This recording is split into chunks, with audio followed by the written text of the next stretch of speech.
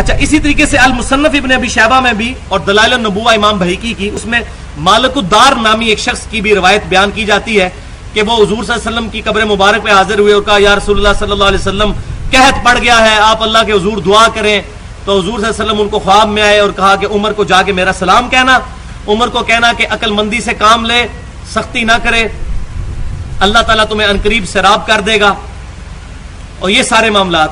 تو وہ حدیث جو ہے اس میں محمد بن خازم اور آمش مدلس، دو راوی مدلس ہیں اور عن سے روایت کر رہے ہیں. اور اگر کسی نے اس روایت کو صحیح ماننا ہے تو وہ پھر حسن بصری والی تدلیس والی روایت بھی صحیح ہوگی کہ جو شخص اپنے نسب پہ فخر کرتا ہے اس کو کہو کہ اپنا باپ کا عضو تناسل کاٹ کے اپنے منہ میں رکھ لے، ولیعوذ باللہ تعالی. جو راوی تو ثقہ ہیں لیکن وہ مدلس ہیں اور ان سے روایت کر رہے ہیں، اور یہ پیٹ رول ہے محدثین کا کہ مدلس کی ان والی روایت ضعیف ہوتی ہے جب تک سما کی تصریح موجود نہ ہو. لہذا یہ اگلا پورشن جس کو سہارا بنا کر آپ صلی اللہ علیہ وسلم کی وفات کے بعد بھی اس طرح کی دعاؤں کو استعمال کیا جا رہا ہے، وہ غلطی پر مبنی ہے. وہ پورشن ہے ہی ضعیف، اور مدلس کی ان والی روایت ضعیف ہوتی ہے. اگر کسی کو یہ مسئلہ ہضم نہیں ہوتا تو صحیح مسلم کے مقدمے میں یہ میں نے بتایا محدثین کا پیٹ رول ہے، اسی پر میری ڈیٹیل گفتگو ہے 1 گھنٹہ 25 منٹ کی، مسئلہ نمبر 36 کے نام سے ضعیف الاسناد احادیث کے فتنے کا تحقیقی جائزہ. اس میں اسی طرح کی ایک حدیث میں نے ضعیف قرار دی تھی محدثین کے اصول پر، جو مسند امام احمد میں بھی ہے اور الادب المفرد امام بخاری کی اس میں بھی ہے کہ نبی صلی اللہ علیہ وسلم نے بیان فرمایا، روایت ضعیف ہے، مطلب وہ اسی طرح، اور نہ امام بخاری نے اس کو ضعیف لکھا نہ امام احمد بن حنبل نے، لیکن حدیث ضعیف ہے الادب المفرد میں، صحیح بخاری میں نہیں ہے. کہ جو شخص اپنے جاہلیت کے نسب پر فخر کرے کہ میں فلاں چودھری صاحب کا بیٹا ہوں، میرا باپ تو اتنا بڑا ایک خاندانی اس کا یہ سٹیٹس تھا، تو اس کو کہو کہ اپنے باپ کا عضو تناسل کاٹ کے اپنے منہ میں رکھ لے، بولے اعوذ باللہ. اور یہ بات کنائے سے نہ کرنا، ڈائریکٹ کو اس کو. اب اتنی بےہودہ بات کیا آپ صلی اللہ علیہ وسلم ارشاد فرما سکتی؟ وَإِنَّكَ لَعَلَىٰ خُلُقٍ عَظِيمٍ، نبی صلی اللہ علیہ وسلم اخلاق کے بلند ترین درجے پر فائز. اور صحیح بخاری اور مسلم کی متفق علیہ حدیث کہ نبی صلی اللہ علیہ وسلم میں کنواری لڑکیوں سے بھی زیادہ شرم و حیا موجود تھی. آپ یہ بات ارشاد فرمائیں گے کہ اپنے باپ کا عضو تناسل کاٹ کے اپنے منہ میں رکھ لو، وَلِعَوْذُ بِاللَّهِ تعالی. اس حدیث میں حسن بصری مدلس ہیں، وہ ان سے روایت کر رہے ہیں. تو جس نے اس حدیث کو ٹھیک ماننا ہے طبرانی والی کو، پھر اس کو بھی صحیح مانے.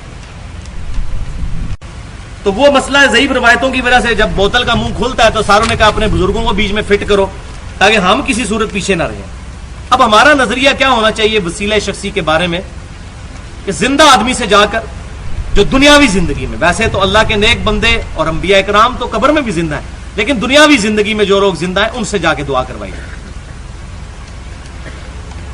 اب سیدنا عمر فاروق رضی اللہ تعالیٰ عنہ کا عقیدہ بیان کرنے لگا ہوں، یہ مسئلہ بالکل کلیئر کرے گا. صحیح بخاری کتاب الاستسقاء انٹرنیشنل نمبرنگ کے مطابق 1010 نمبر حدیث ہے.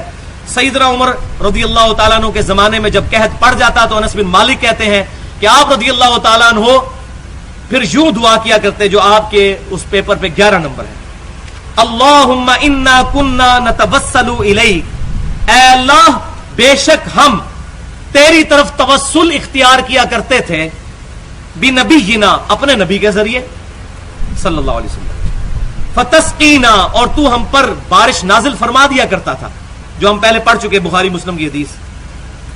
یہ آپ صلی اللہ علیہ وسلم کی اب وفات کے بعد ہو رہا ہے معاملہ، سیدنا عمر کے دور میں. وَإِنَّا نَتَوَسَّلُ إِلَيْكَ، اور اب ہم تیری طرف توسل اختیار کرتے ہیں، بِعَمِّ نَبِيِّنَا اپنے نبی صلی اللہ علیہ وسلم کے چچا کے ذریعے، فَاسْقِنَا پس ہم پر بارش نازل فرما. اور الفاظ ہے کہ بارش نازل بھی ہو جایا کرتی تھی. تو سیدنا عمر فاروق رضی اللہ تعالیٰ عنہ نے قبر رسول پر جا کر حضور کو ریکویسٹ نہیں کیا، وہ اس کو گستاخی سمجھتے تھے، حالانکہ وہ بھی جانتے تھے کہ نبی صلی اللہ علیہ وسلم برزگی حیات کے ساتھ زندہ ہے. اسی موضوع پہ میری تقریباً میرا خیال 35 منٹ کی گفتگو ہے، مسئلہ نمبر 5 عقیدہ حیات النبی کے اوپر. ہم مانتے ہیں حیات النبی کو، لیکن برزگی حیات، دنیاوی حیات نہیں. تو انہوں نے کہا کہ ہم آپ صلی اللہ علیہ وسلم کو پہلے لے کے آتے تھے، وہ دعا کرتے تھے، یعنی توسل کیا، دعا. اب آپ صلی اللہ علیہ وسلم کے چچا کی دعا، اور ظاہر ہے کہ آپ صلی اللہ علیہ وسلم کے چچا سیدنا عباس بن عبد المطلب رضی اللہ تعالی عنہ کو ان کی نسبت کا بھی ایک فائدہ ہے تھا، لیکن وہ دنیاوی زندگی میں موجود تھے. یہاں ایک مزے کی بات یہ ہے کہ صحیح بخاری اور مسلم کی متفق علیہ حدیث ہے، صلح حدیبیہ کے موقع پر جب صحابہ کرام کو پانی کی قلت ہوئی تو ایک پانی کا پیالہ پیش کیا گیا جس میں آپ صلی اللہ علیہ وسلم نے اپنی مبارک انگلیاں داخل کی اور اس سے پانی کے چشمے نکل آئے آپ صلی اللہ علیہ وسلم کی مبارک انگلیوں سے. جابر بن عبداللہ کہتے ہیں کہ تمام صحابہ نے پانی پیا، جانوروں کو پلایا اور سٹور بھی کر لیا. تابعی نے پوچھا آپ لوگ کتنے تھے؟ تو انہوں نے کہا ہم 1,00,000 بھی ہوتے تو پانی زیادہ تھا. اس وقت ہم 1400 تھے جنہوں نے آپ صلی اللہ علیہ وسلم کے ایک پیالے کے ساتھ پانی پیا، جانوروں کو پلایا اور سٹور بھی کر لیا. انہی حدیث میں سے ایک حدیث کے راوی جو یہ پانی کے ذریعے حضور کا معجزہ ظاہر ہوا، کئی دفعہ ظاہر ہوا ہے مبارک انگلیوں سے، اس میں ایک راوی سیدنا عمر بھی ہیں رضی اللہ تعالیٰ. یہ میں نے پوائنٹ ایکسپلور کیا ہے. یعنی سیدنا عمر کو تو یہ یقین تھا کہ میں نے حضور صلی اللہ علیہ وسلم کی مبارک زندگی میں پیالہ پیش کیا اور آپ صلی اللہ علیہ وسلم نے انگلیاں داخل کی، تو حضور کی وفات کے بعد قبر پہ پیالہ لے جاتے اور کہتے یا رسول اللہ صلی اللہ علیہ وسلم ہاتھ مبارک باہر نکالیں، جس طرح شیخ ذکریہ صاحب الیاس قادری صاحب کہہ رہے ہیں، اپنا ہاتھ مبارک اس میں ڈال دیجئے تاکہ پانی کے چشمے جاری ہو جائیں. لیکن ان کو پتا تھا یہ گستاخی ہے. حضور صلی اللہ علیہ وسلم برزخی حیات کے ساتھ زندہ ہے، اب آپ کے ساتھ کمیونیکیشن ہماری اس طرح نہیں ہو سکتی. دروشی ہمارا پہنچتا ہے اللہم صلی علی محمد وعلی آل محمد. اللہ تعالیٰ نبی صلی اللہ علیہ وسلم تک ہمارا درود شریف الحمدللہ پہنچا دیتا ہے.